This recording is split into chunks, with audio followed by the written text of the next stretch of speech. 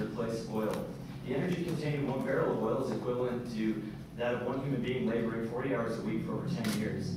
Beyond being used as a fuel source, over 500,000 products are made from oil. Most notably, though, oil's use in the production of food is the greatest weakness of our society.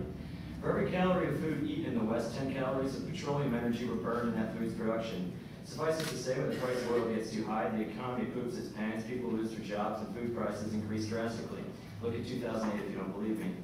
The survival of the city of Austin will depend on how willing its citizens and so-called leadership bodies are to break from the status quo and begin the long and arduous work of meeting our needs internally.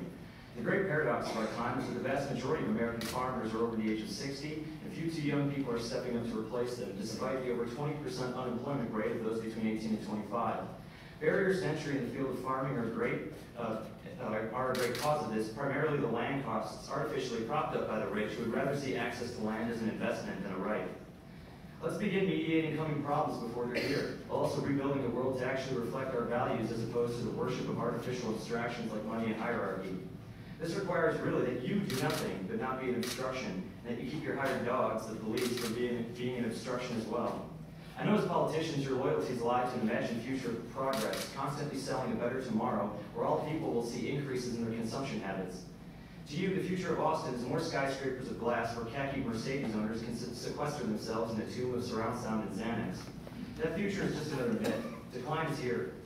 The limits to growth have been reached. The economies of the world are on life support, with central banks constantly injecting billions of imaginary dollars into the marketplace to keep the con afloat.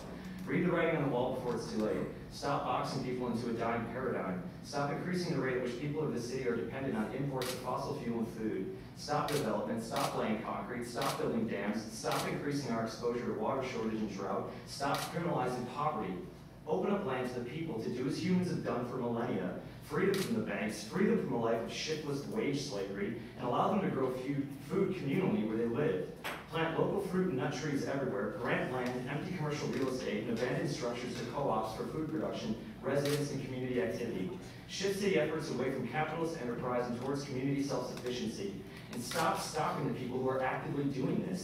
The future of Austin is power-decentralized, small acreage farms no further than a mile apart, and the return of knowing and depending on your neighbors. This is hope, this is progress. Forget jobs, let's create meaningful work and with it meaningful lives and the prospect of weathering what's coming with dignity.